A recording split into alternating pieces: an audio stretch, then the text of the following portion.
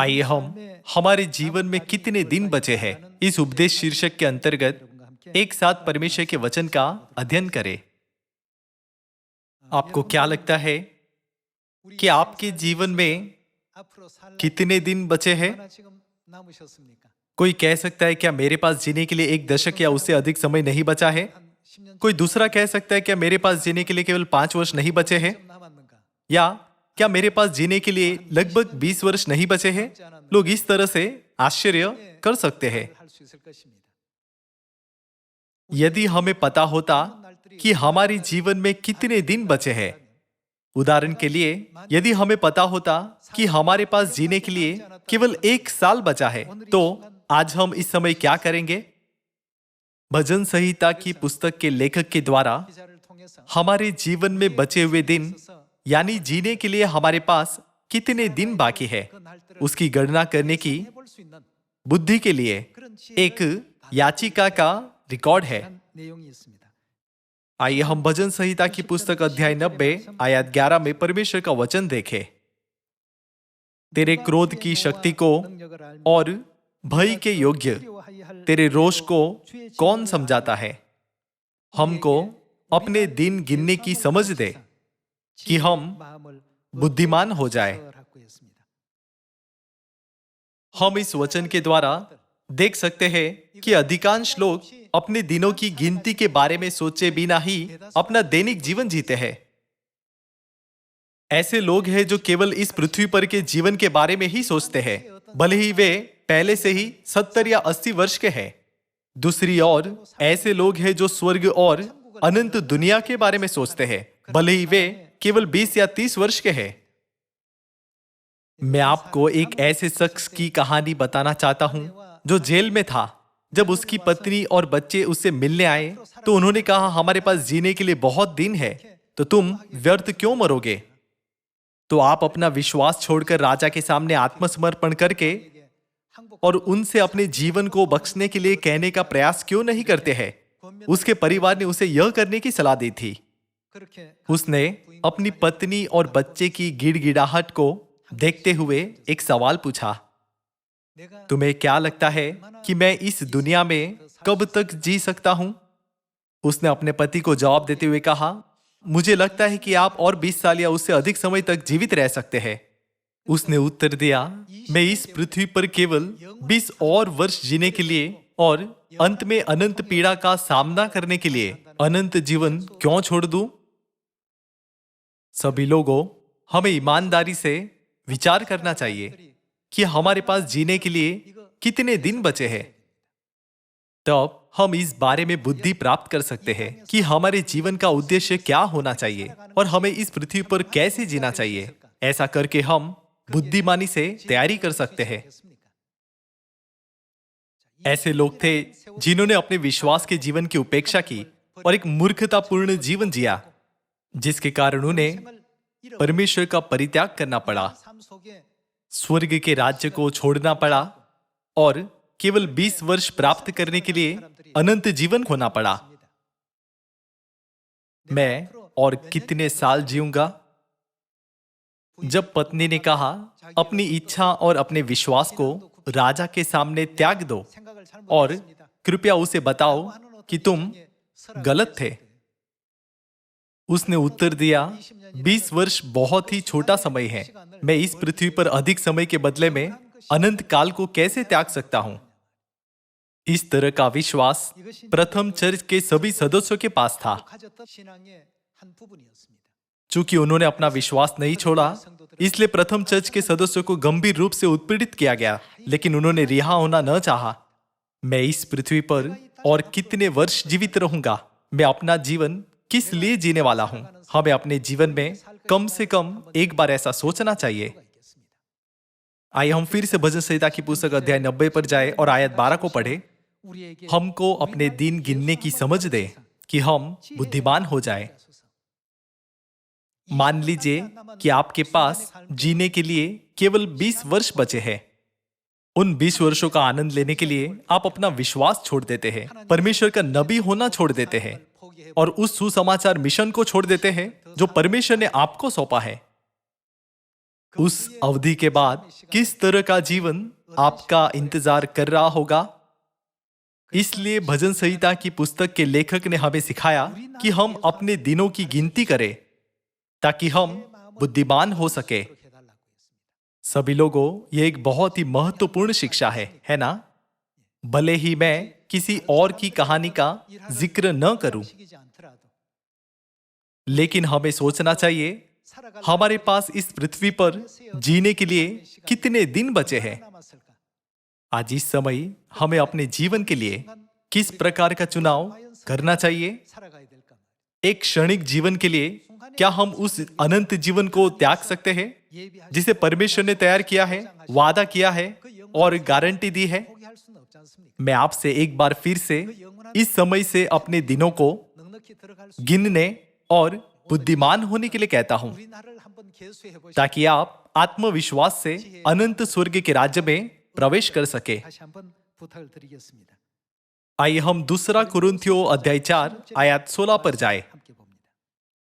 इसलिए हम हियाव नहीं छोड़ते, यद्यपि हमारा बाहरी मनुष्यत्व नष्ट होता जाता है तो भी हमारा भीतरी मनुष्यत्व दिन प्रतिदिन नया होता जाता है, क्योंकि हमारा पल भर का हल्का सा क्लेश हमारे लिए बहुत ही महत्वपूर्ण और अनंत महिमा उत्पन्न करता जाता है। और हम तो देखी हुई वस्तुओं को नहीं परंतु अनदेखी वस्तुओं को देखते रहते हैं, क्योंकि देखी हुई वस्तुएं थोड़े ही दिन की है परंतु अनदेखी वस्तुएं सदा बनी रहती है। जब हम इस पृथ्वी पर बचे हुए दिनों को गिनते हैं तो भले ही आप 100 वर्ष तक जीवित रहे, फिर भी 100 वर्ष कोई लंबा समय नहीं है, यह भी बहुत कम समय की अवधि है। तो फिर हम इस थोड़े दिन के जीवन के लिए अनंत जीवन का त्याग कैसे कर सकते हैं? अनंत जीवन हमारी प्रतीक्षा कर रहा है। इसी कारण दूसरा कुरिन्थियों अध्याय 4 भी कहता है, हम देखी हुई वस्तुओं को देखते नहीं रहते, क्योंकि देखी हुई वस्तुएं थोड़े ही दिन की है और जल्द ही गायब हो जाएगी, बल्कि हम अनदेखी वस्तुओं को देखते रहते हैं, क्योंकि देखी हुई वस्तुएं थोड़ी ही दिन की है परंतु अनदेखी वस्तुएं सदा बनी रहती है। इस तरह परमेश्वर अनंत वस्तुओं को देखने के लिए हमें लगातार याद दिलाते हैं और विश्वास का जीवन जीते हुए हम यह गिनने के लिए कहते हैं कि इस पृथ्वी पर जीने के लिए हमारे पास कितने दिन बचे हैं। कुछ लोग जीवन भर काम करके सेवा निवृत्ति की आयु तक पहुंच गए हैं। दूसरे अभी भी काम करते हैं क्योंकि उनके पास ऐसा करने के लिए समय और शक्ति है, हालांकि वे एक ही दिशा में हैं। भले ही आप इस स्थिति में और 20 वर्ष जीते हैं, और यदि आप परमेश्वर को अस्वीकार करते हैं और एक धर्मी जीवन जीने से इनकार करते हैं, तो उन 20 वर्षों के दौरान आपके लिए उस तरह के जीवन का क्या अर्थ होगा? फिर किस जीवन को एक धर्मी जीवन माना जाता है? हमारे जीवन का उद्देश्य क्या होना चाहिए? हम अपने जीवन काल में कई प्रकार की नौकरियां चुन सकते हैं। इस दुनिया में कई तरह के व्यवसाय हैं, जैसे राष्ट्रपति, प्रधानमंत्री, राजनेता, व्यापारी, धार्मिक नेता, न्यायिक अधिकारी, वकील, स्कूल शिक्षक इत्यादि। ये ऐसे व्यवसाय हैं जो इस पृथ्वी पर रहते हुए जीवन की आवश्यकता के लिए बनाए गए हैं। हम इस पृथ्वी पर अपने करियर के लिए जीने के लिए बहुत समर्पित है, लेकिन क्या यह सब आखिरकार खत्म नहीं होता? हर चीज की एक समय सीमा होती है। ऐसा कोई नहीं है जो जीवन भर काम कर सकता है। जब लोग सेवा निवृत्ति की आयु तक पहुंच जाते हैं तो उनके पास सेवा निवृत्त होने के अलावा कोई विकल्प नहीं होता। हालांकि जब हम परमेश्वर के वचनों को देखते हैं तो हमें सोचना चाहिए और अपने आप से पूछना चाहिए, अनंत जीवन की तैयारी में हम इस समय वास्तव में क्या कर रहे हैं? हमारे जीवन में कितने दिन बचे हैं?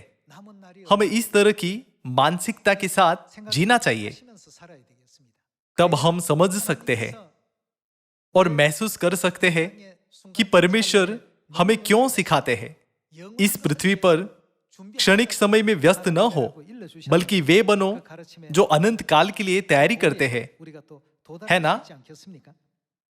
आइए हम दूसरा कुरिन्थियों अध्याय 3 आयत 6 पर जाकर जारी रखें। जिसने हमें नई वाचा के सेवक होने के योग्य भी किया।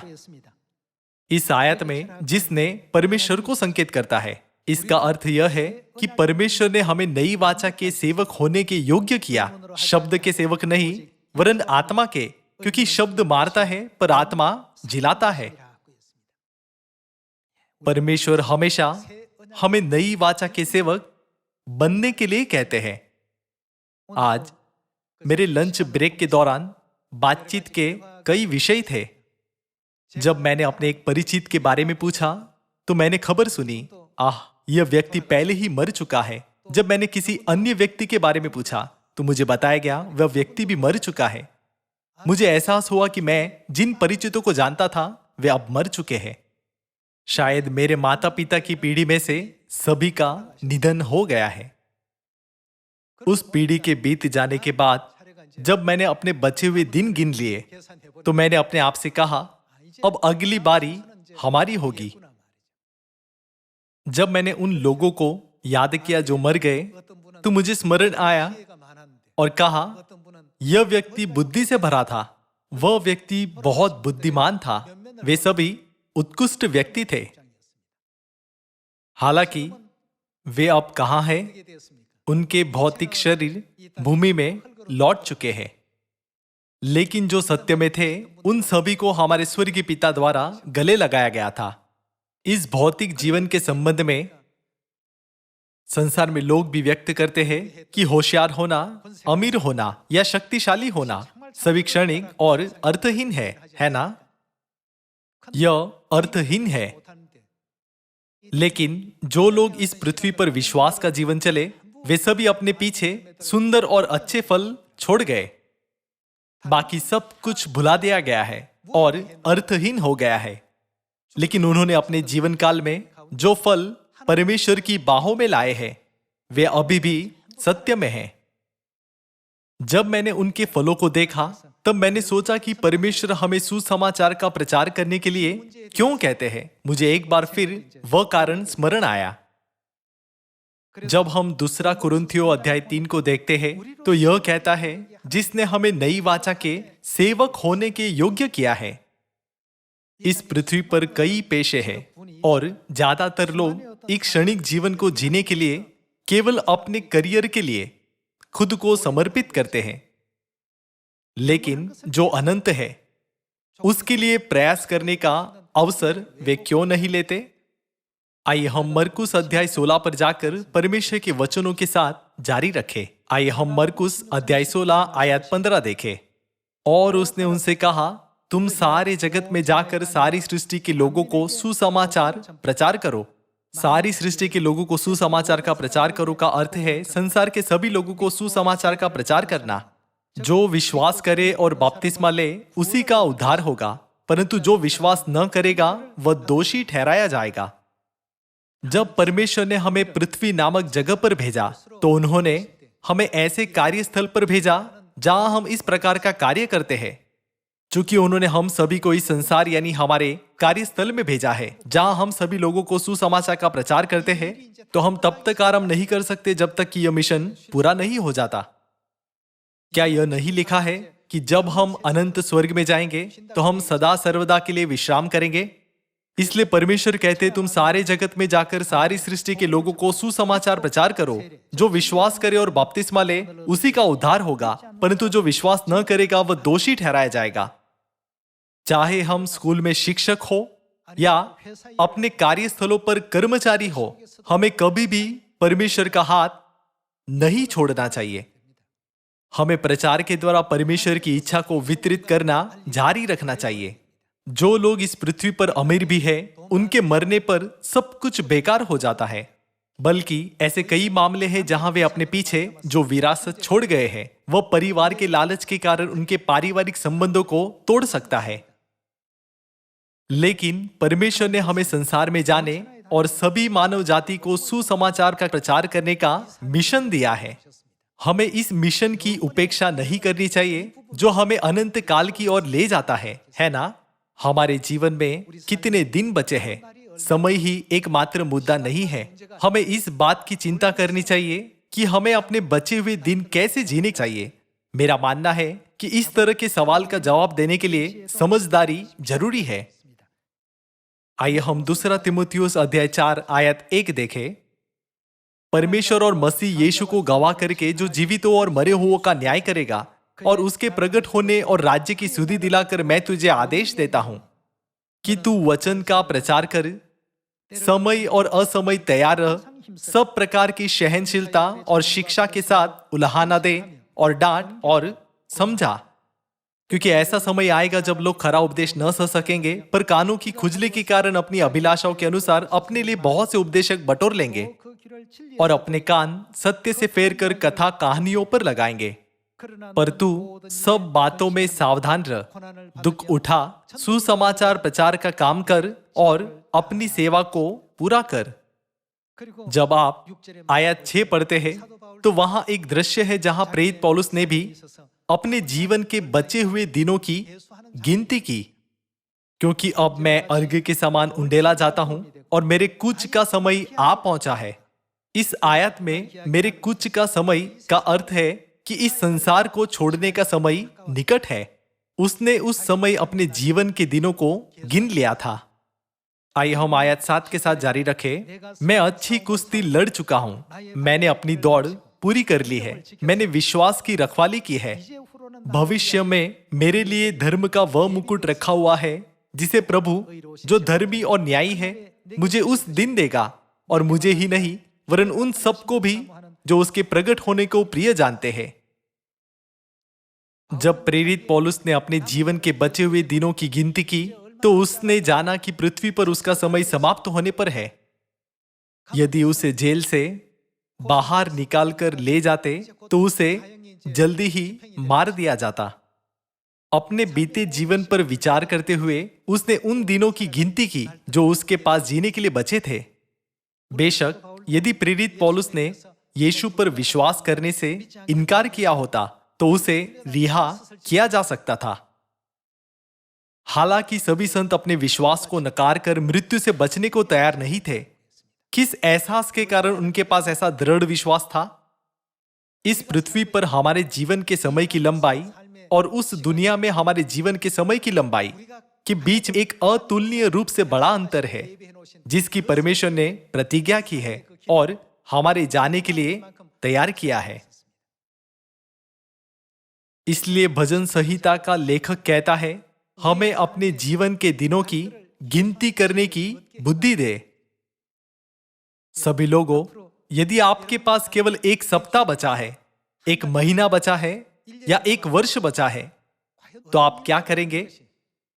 आपके लिए अपने जीवन में बचा हुआ समय बिताने का सबसे बुद्धिमान तरीका क्या होगा? इस पृथ्वी पर चीजें हमेशा के लिए नहीं रह सकती।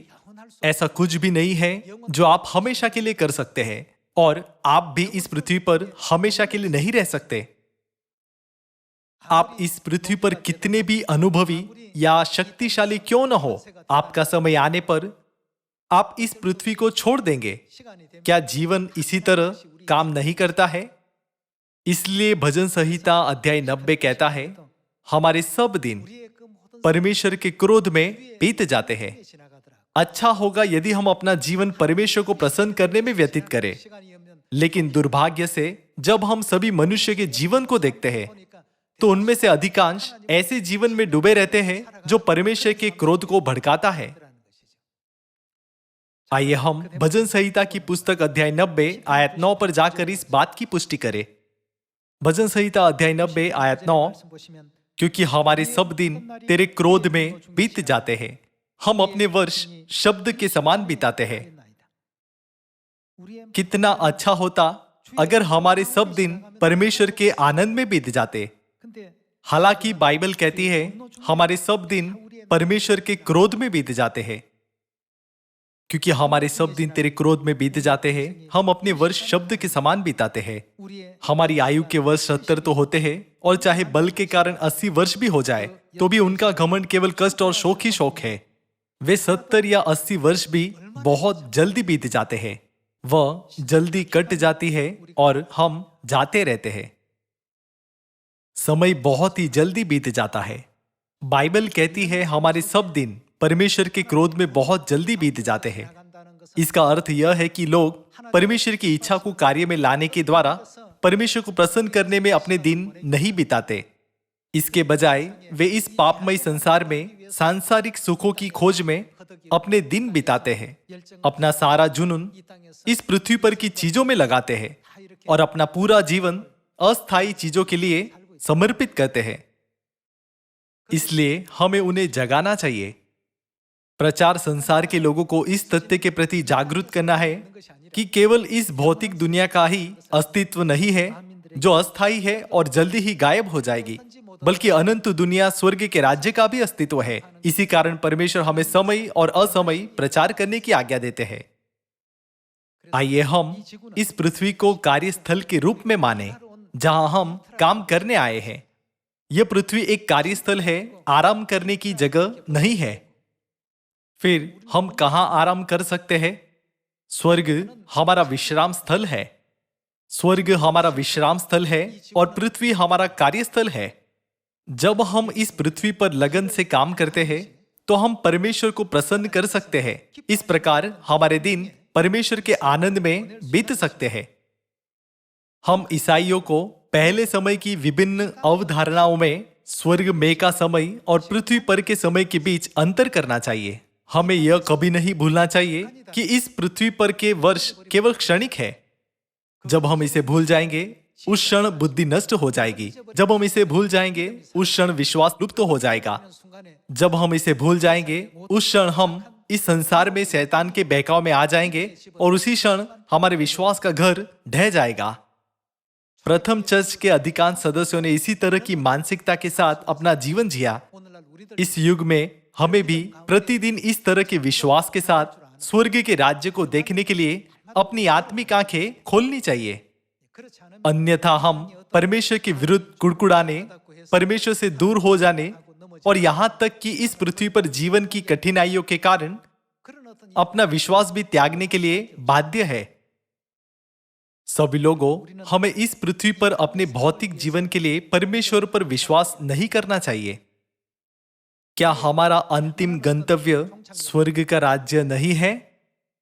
यह याद रखते हुए कि हम स्वर्ग में स्वर्ग पिता और माता के साथ सदा सर्वदा के लिए अनंत जीवन और खुशी का आनंद लेंगे। आइए हम इस संसार की अभिलाषा न रखें या इस पृथ्वी पर किसी भी चीज का लालच न करें या इस संसार के प्रलोभन में न पड़े जो हमारे विश्वास के जीवन को विनाशकारी मार्ग पर ले जाएगा। यह पूर्णतया खतरनाक है। मैं यह नहीं कह रहा कि हमें अपने भौतिक जीवन के लिए काम नहीं करना चाहिए। हमें कड़ी मेहनत करनी चाहिए और काम पर वफादार रहना चाहिए। हालांकि हमें अपने जीवन के मूल उद्देश्य को भूलकर अपने काम में व्यस्त नहीं होना चाहिए। इस पर एक बार फिर विचार करते हुए आइए हम वे बने जो इस पूरी दुनिया को बचाने के लिए खुद को नई वाचा के सेवकों के रूप में समर्पित करते हैं, जिनसे परमेश्वर प्रसन्न होते हैं। जब सब कुछ बीत जाएगा तो हम जानेंगे कि हमने इस पृथ्वी पर सबसे सार्थक काम करने में अपना समय बिताया है। वह दिन बहुत जल्द आने वाला है। आइए हम इब्रानियों अध्याय 11 आयत 33 पर जाए। इन्होंने विश्वास ही के द्वारा राज्य जीते, धर्म के काम किए, प्रतिज्ञा की हुई वस्तुएं प्राप्त की, सिंहों के मुंह बंद किए, आग की ज्वाला को ठंडा किया, तलवार की धार से बच निकले, निर्बलता में बलवंत हुए, लड़ाई में वीर निकले, विदेशियों की फौजों को मार भगाया, स्त्रियों ने अपने मरे हुओं को फिर जीवित पाया, कितने तो मार खाते खाते मर गए और छुटकारा न चाहा, इसलिए कि उत्तम पुनरुत्थान के भागी हो। कई एक ठट्ठों में उड़ाए जाने और कोड़े खाने वरन बांधे जाने और कैद में पड़ने के द्वारा परखे गए, पथराव किए गए, आरे से चीरे गए, उनकी परीक्षा की गई, तलवार से मारे गए, वे कंगाली में और क्लेश में और दुख भोगते हुए भेड़ों और बकरियों की खाले ओढ़े हुए इधर उधर मारे मारे फिरे, और जंगलों और पहाड़ों और गुफाओं में और पृथ्वी की दरारों में भटकते फिरे। संसार उनके योग्य न था। विश्वास के जीवन को देखिए जो प्रथम चर्च के संत जीते थे। हम समझ सकते हैं कि इन सभी प्रकार के कष्टों को सहने के लिए उनके पास कितना दृढ़ विश्वास था। इस पृथ्वी पर समय क्षणिक है, यह सिर्फ एक पल के लिए है। मैं इस पृथ्वी पर और 20 वर्षों तक जीने के लिए कैसे अपनी आत्मा को बेच सकता हूं?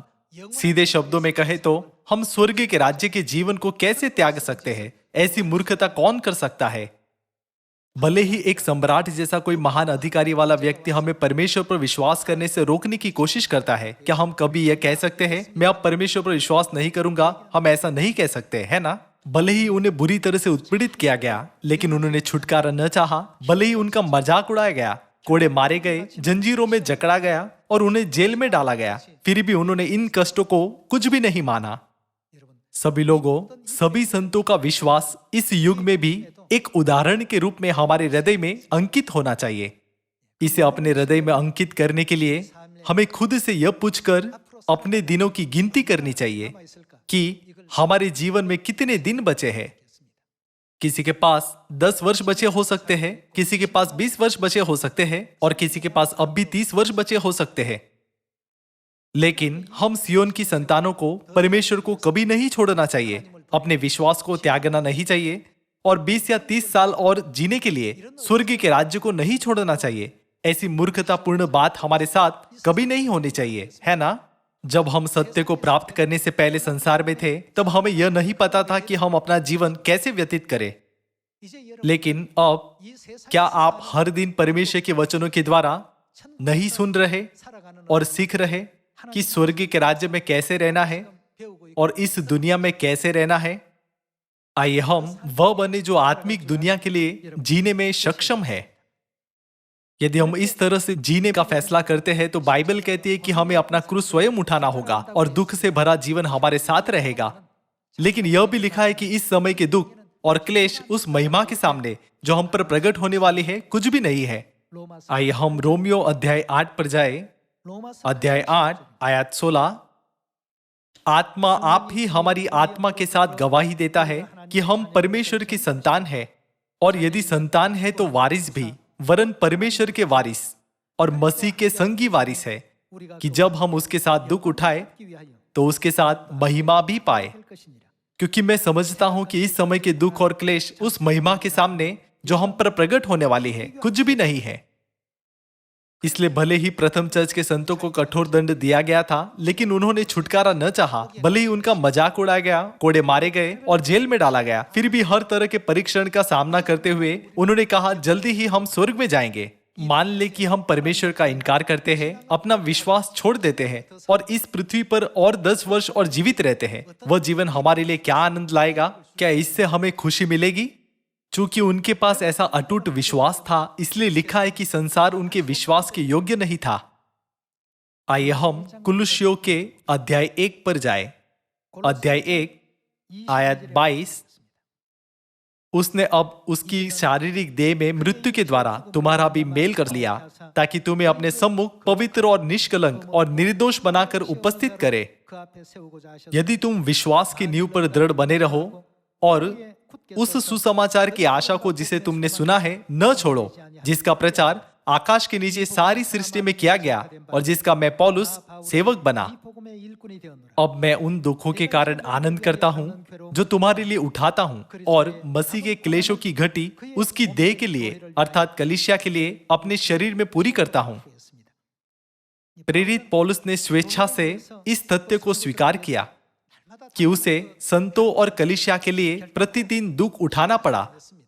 आइए हम आयत 25 के साथ जारी रखें। जिसका मैं परमेश्वर के उस प्रबंध के अनुसार सेवक बना जो तुम्हारे लिए मुझे सौंपा गया, ताकि मैं परमेश्वर के वचन को पूरा पूरा प्रचार करूं। प्रेरित पौलुस ने कहा, मैं मसीह के क्लेशों की घटी उसकी देह के लिए अर्थात कलीसिया के लिए अपने शरीर में पूरी करता हूं। उसके बाद हमने जो पहले पढ़ा उसके अनुसार उसने किस तरह के परिणाम की अपेक्षा की।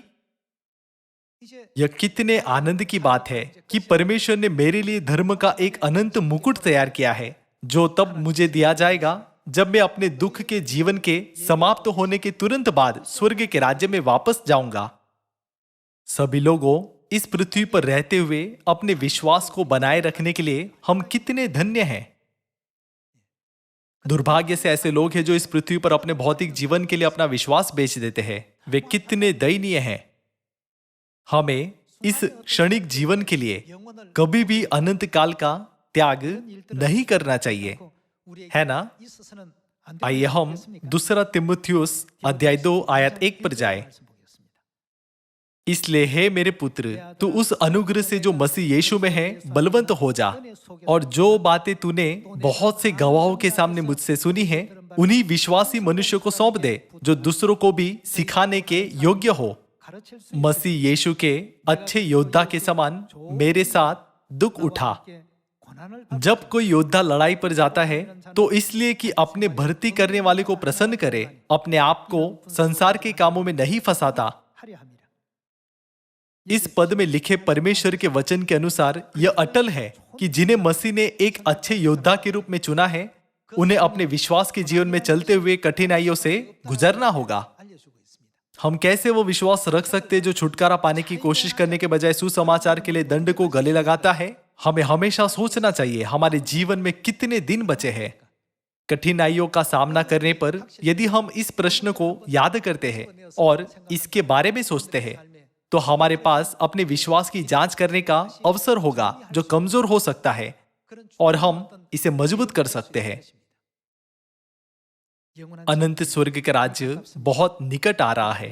यदि हम मसीह के अच्छे योद्धा बनने के लिए बुलाए गए हैं और मसीह के दुखों में सहभागी हुए हैं, तो यह संसार अब मनोरंजन का स्थान नहीं है, बल्कि कर्मचारियों के लिए काम करने का स्थान है।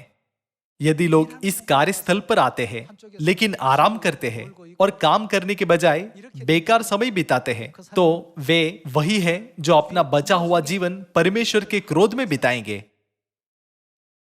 मुझे आशा है कि यह वर्ष आशीषित वर्ष होगा जब हम स्वयं से यह पूछने की बुद्धि के साथ कि हमारे जीवन में कितने दिन बचे हैं, सामरिया और पृथ्वी की छोर तक पिता आनसंग और नई यरूशलेम स्वर्गीय माता की महिमा का प्रचार करने के लिए हर संभव प्रयास करेंगे। परमेश्वर को सारी महिमा देते हुए मैं आज के उपदेश को समाप्त करता हूं। आपका बहुत बहुत धन्यवाद।